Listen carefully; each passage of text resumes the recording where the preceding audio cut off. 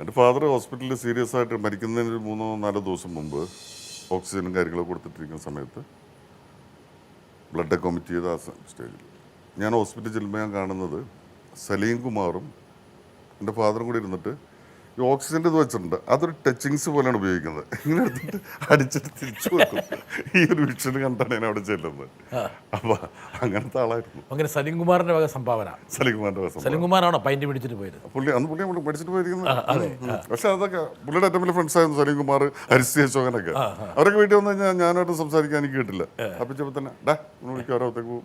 അവരോട് ആഘോഷങ്ങളും കാര്യങ്ങളൊക്കെ.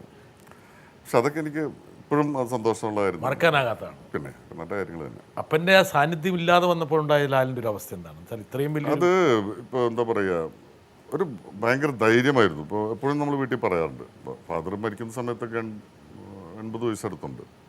അങ്ങനെ ഒരാൾ എന്ന് പറഞ്ഞാൽ ഒരു വലിയ എന്താ പറയുക, ഒരു പ്രശ്നം വന്നു കഴിഞ്ഞാൽ നേരിടാനോ ഒന്നും പറ്റുന്ന ആളല്ല ആരോഗ്യപരമായിട്ട്.